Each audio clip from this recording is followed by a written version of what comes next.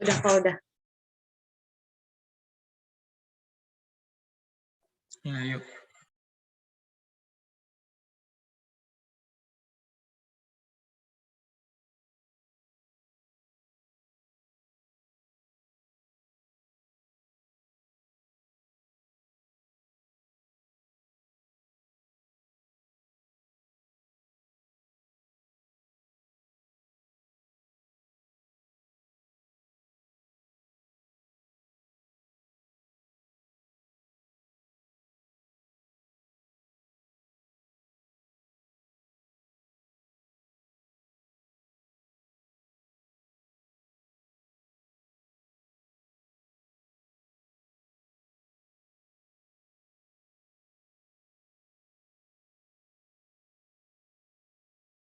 Ini udah harus on cam ya?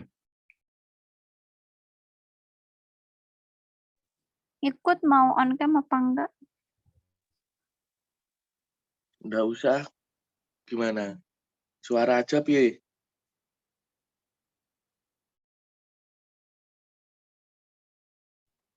Nggak apa-apa sih, kemarin kelompok lain juga suara aja kok. Soalnya kalau on cam saya pakai HP.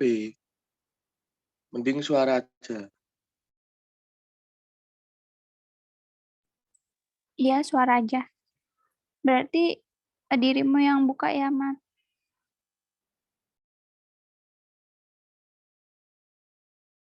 Gimana?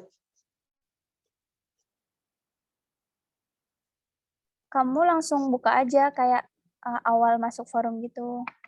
Oke. Mm.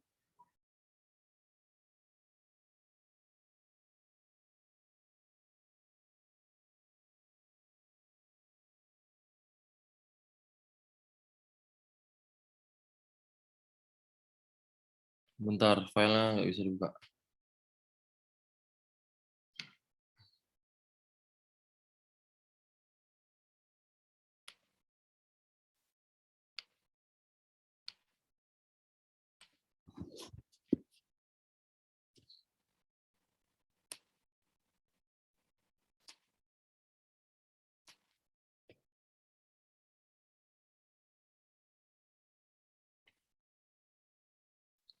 Assalamualaikum warahmatullahi wabarakatuh. Waalaikumsalam warahmatullahi wabarakatuh. Baiklah, kemarin kita dapat tugas dari Pak Prastowo di kelas Ekonomi Regional Perkotaan. Itu kita disuruh mencari topik tentang permasalahan kriminalitas, tepatnya di perkotaan. Nah, jadi di sini aku jelasin dulu apa itu kriminalitas. Secara umum, kriminalitas itu didefinisikan sebagai segala macam bentuk tindakan dan perbuatan yang merugikan baik dari segi ekonomis dan psikologis yang melanggar hukum yang berlaku dalam negara Indonesia serta norma-norma sosial dan agama. Atau dengan kata lain, tindak kriminalitas adalah segala sesuatu perbuatan yang melanggar hukum dan melanggar norma-norma sosial. Nah, jadi di sini kita langsung aja studi kasus untuk permasalahan tentang kriminalitas ya. Jadi dari data yang aku dapat di Badan Pusat Statistik itu menunjukkan jumlah kejahatan yang dilaporkan di Kota Yogyakarta sebanyak 8.551 kasus pada tahun 2020. Nah, berarti itu menunjukkan jumlah itu menunjukkan turun sebesar 7,6% dibandingkan tahun sebelumnya yang sebanyak 9.170. Secara rinci, jumlah kejahatan yang dilakukan di Polda Yogyakarta sebanyak 4.701 kasus.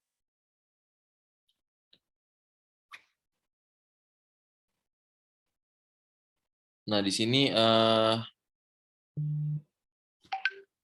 respon teman-teman sekalian dilihat dari kasus kriminalitas di Yogyakarta ini gimana?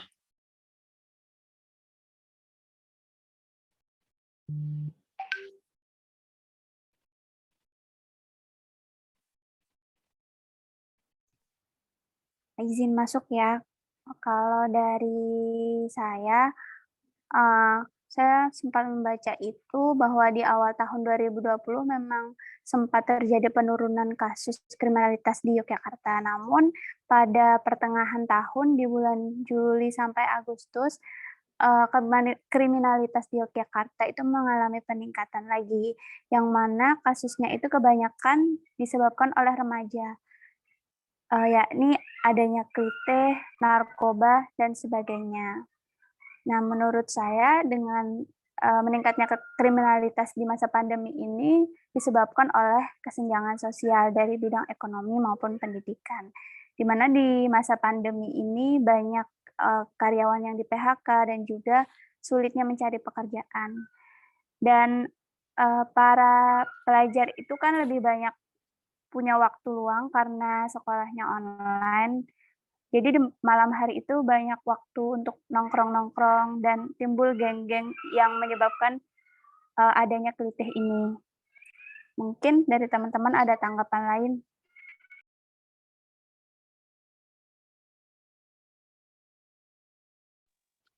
Ya, izin masuk juga ya saya. Ya, monggo. Kalau pendapat saya itu akhir-akhir ini kriminalitas di Jogja itu kan sangat miris didengar, dan contohnya itu seperti yang akhir-akhir ini terjadi, yaitu seperti ada aksi kelitih atau sweeping di kota Jogja. Terus dengan kondisi tersebut, menurut saya tuh untuk penanganan aksi kejahatan jalanan tidak akan cukup jika sekedar memberikan sanksi hukuman kepada pelaku yang tertangkap, yang dimana juga harus berusaha mencari penyebab dengan menelusuri siapa yang berada di belakang aksi kejahatan jalanan tersebut. Dan saya tidak setuju karena kondisi ini sangat mengganggu serta membuat resah masyarakat sekitar. Mungkin itu saja dari saya, pendapat dari saya. Izin Berarti masuk. ya boleh. Kalau saya sih setuju kalau kasus kriminalitas di Jogja itu meningkat. Karena kan banyak, karena selama pandemi ini kan kayak banyak orang yang kehilangan pekerjaan gitu, terus banyak juga yang kayak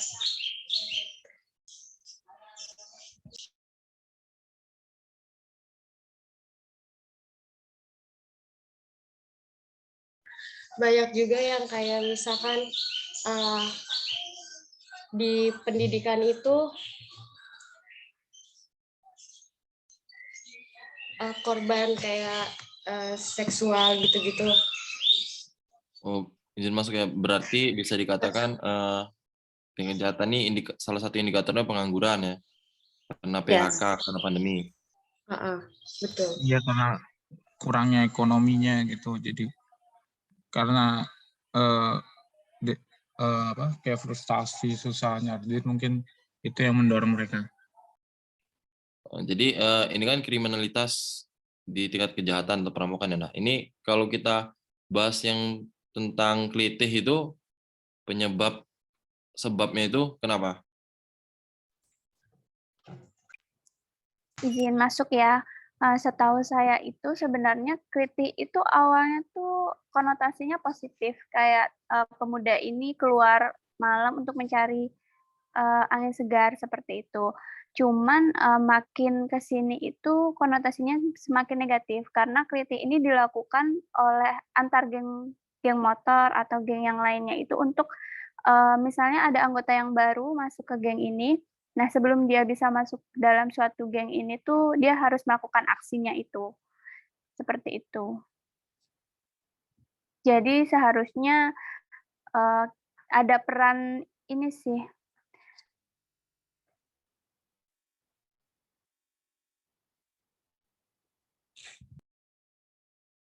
Berarti secara benang merah bisa ditarik kalau kelitih itu didasari oleh geng-geng gitu ya.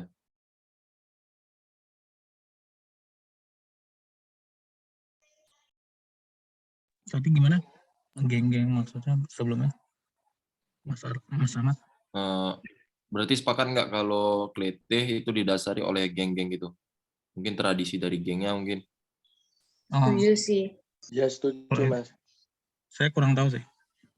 Kalau kelitih kan emang terjadi antara dua pihak ya, antara geng ini dan geng satunya. Dan itu terjadi tuh karena ada permasalahan di salah satu geng itu, ada salah satu orang dan menimbulkan menimbulkan permasalahan dan adanya rasa dendam gitu loh Mas. Dan itu tuh melibatkan masyarakat sekitar juga. Begitu. Berarti kalau kriminalitas kayak kelitih itu jika dibiarkan kan itu menjadi penyakit sosial ya? Berarti separah apa dampak kriminalitas dari kelitih itu? Nggak cuma kelitih sih, ada perampokan mungkin dan lain-lain. Izin masuk ya, kalau menurutku dengan adanya kelitih ini tentu akan mengganggu kenyamanan dari masyarakat. Apalagi Yogyakarta ini kan kota pariwisata ya. Banyak wisatawan yang datang ke Jogja, yang menikmati Jogja, dan Jogja ini terkenal dengan kenyamanannya. Nah, dengan adanya kelitih ini tentu saja kenyamanan yang selama ini dicerminkan dari kota Yogyakarta itu akan tercemari gitu. Jadi banyak wisatawan yang merasa kurang nyaman berada di Jogja.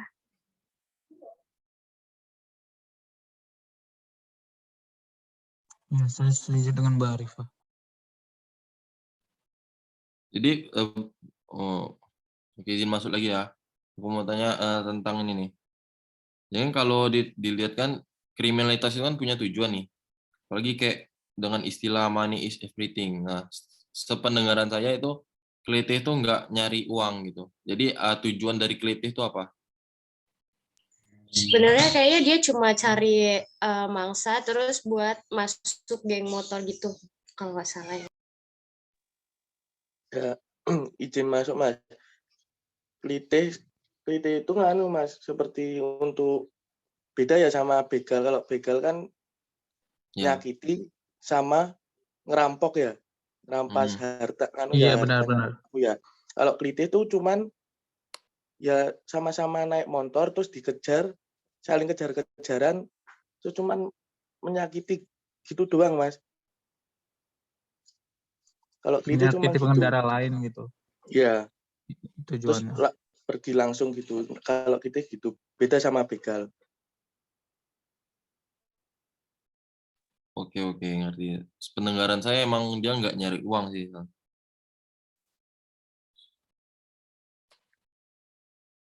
Mungkin ada lagi tanggapan yang lain?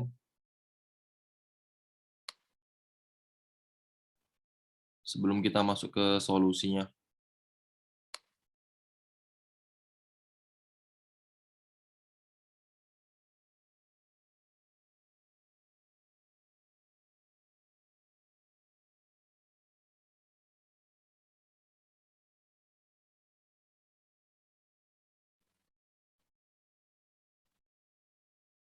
Kenapa aku mau tanya juga nih, kenapa mereka tuh nggak kerja aja gitu, cari uang sendiri daripada mereka kelitih?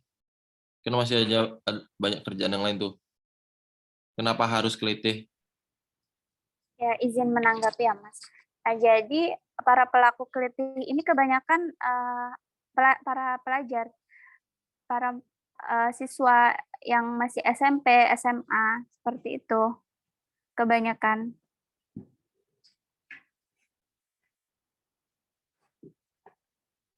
Jadi tujuan mereka itu ya memang tidak untuk mencari materi, cuma kesenangan aja gitu. Iya, seperti aktivitas di luarnya itu, jadi kayak mereka sama teman-temannya buat ini anggota gengnya gitu biar masuk, dia melakukan kegiatan kayak gitu. Oh, bisa ditarik kesimpulan berarti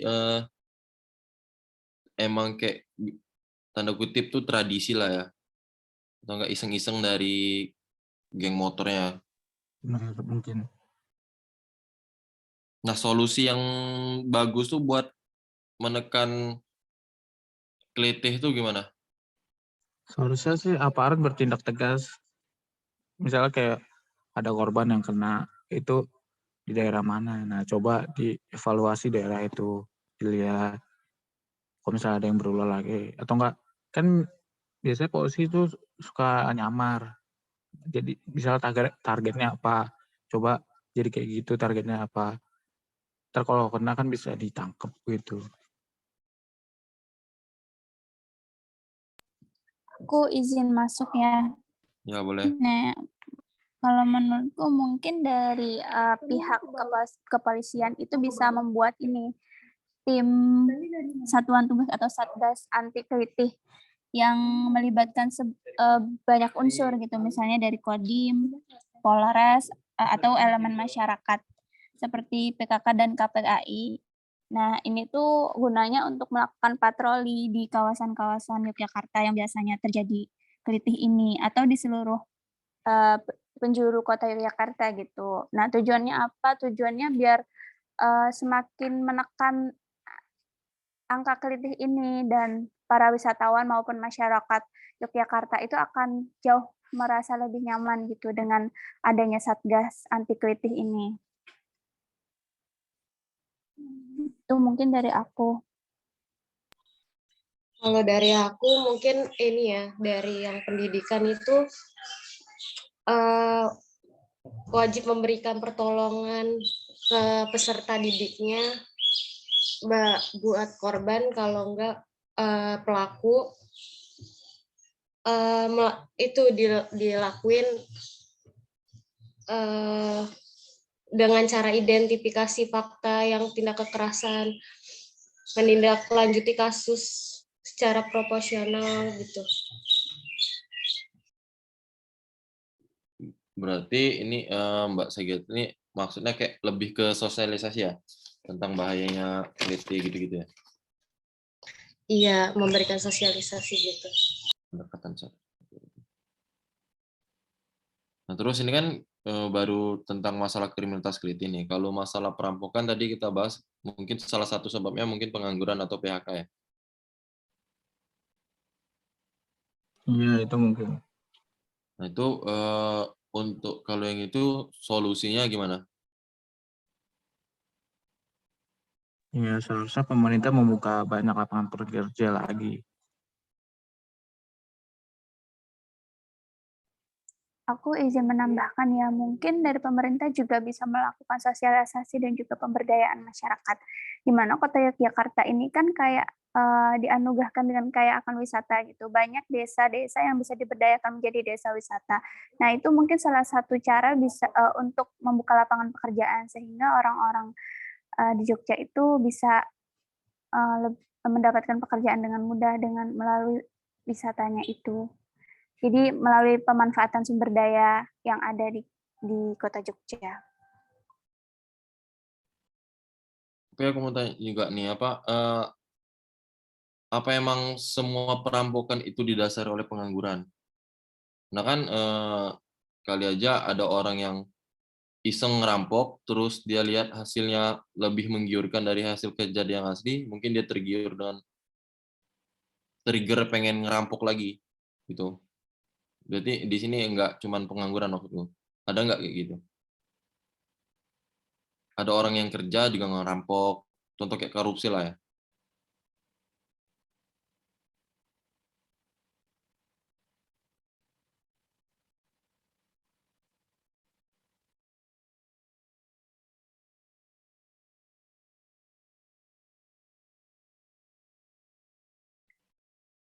Mungkin gimana tanggapannya teman-teman?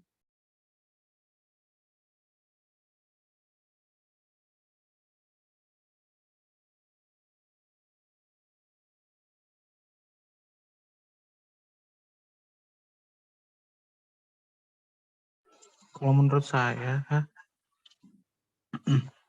biasanya kalau orang bekerja itu kemungkinan kecil untuk merampok. Cuman kalau orang pekerja itu ya korupsi gitu biasanya. Kalau misalnya gaji kurang, dia butuh pemasukan lebih, ya itu ada inisiasi buat korupsi. Jadi kalau menurut saya itu kemungkinannya kecil kalau misalnya orang yang udah kerja itu ngerampok.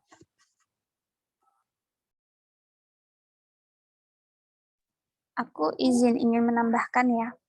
Sebenarnya kriminalitas yang terjadi di Yogyakarta itu banyak tertuju di kota Yogyakartanya dan juga di Sleman, yang mana di dua kota atau kabupaten ini tuh banyak adanya kepadatan penduduk gitu. Banyak pendatang yang berdatangan ke kota Yogyakarta dan juga Sleman, yang awalnya mereka itu misalnya mahasiswa ataupun ingin mencari pekerjaan di kota Yogyakarta dan pada akhirnya di Yogyakarta tidak mendapatkan pekerjaan. Makanya muncullah tindak-tindak kriminalitas seperti mencuri, mencopet, seperti itu.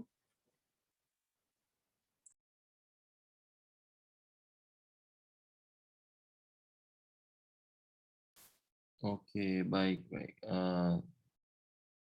Jadi di sini kriminalitas kan nggak cuma perampokan sama keliti aja tadi ya. Tapi kita ini, kita mau langsung dibacain solusinya tadi gimana tadi? Aku belum nyatet nih.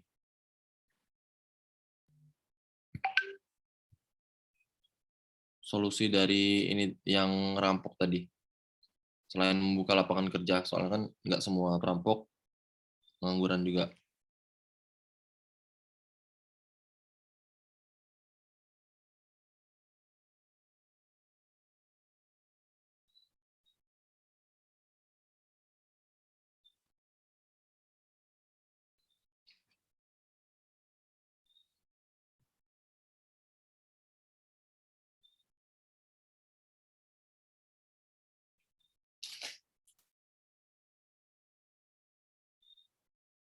Gimana yang lain sebelum kita akhiri diskusi ini, ada tanggapan lain nggak?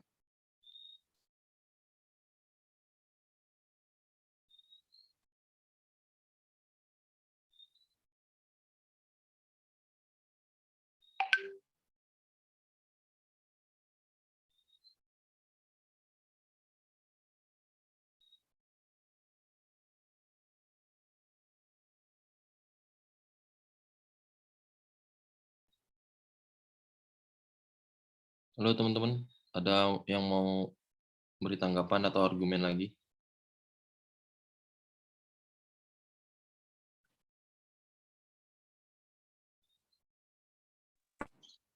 Dari saya tidak ada, Mas. Aku mungkin mau izin menambahkan sedikit yang masalah perampokan tadi ya. Itu Ya. kan banyak terjadi di tempat-tempat yang memang ramai seperti Malioboro, Pasar Beringharjo. Nah, itu mungkin atau di tempat-tempat wisata lainnya. Nah, mungkin bisa dibuat pos-pos untuk wisatawan, pos penjagaan. Jadi diperketat untuk keamanannya.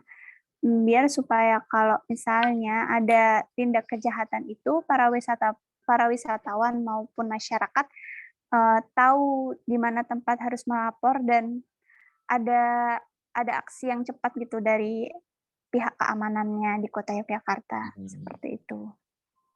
Oke. Ada yang lain tanggapannya? Atau mau kita cukupkan? Cukup sih, mungkin langsung disimpulkan aja dari permasalahan dan solusinya. Oke. Berarti di sini aku baca notulensian dulu ya.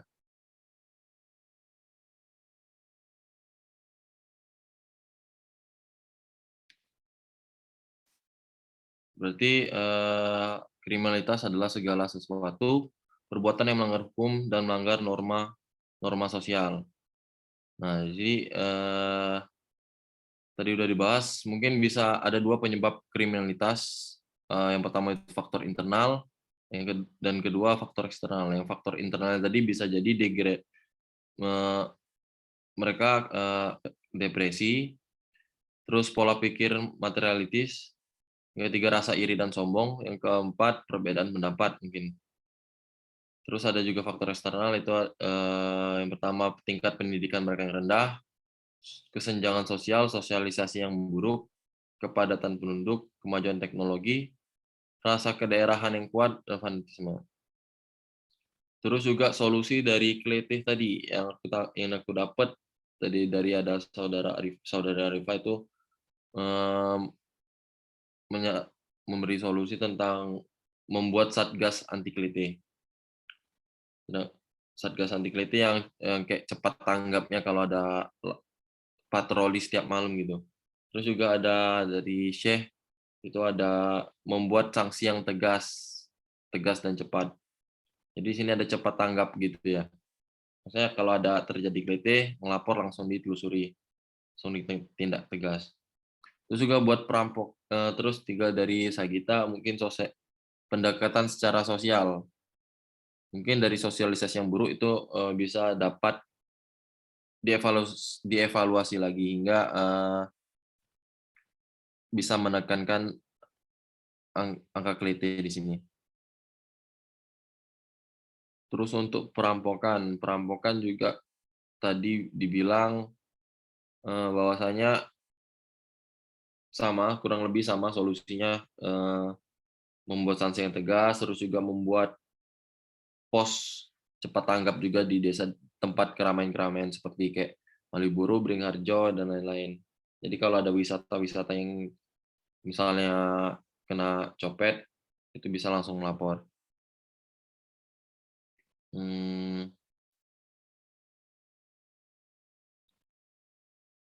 Ya mungkin itu saja ya, notulensi yang aku dapat dari diskusi dengan topik permasalahan kriminalitas ini.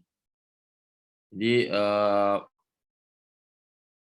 dengan adanya notulensi berarti diskusi kita berakhir ya. Mungkin itu saja, aku sebagai moderator ucapin terima kasih buat teman-teman. Wassalamualaikum warahmatullahi wabarakatuh. Waalaikumsalam warahmatullahi wabarakatuh. Terima kasih.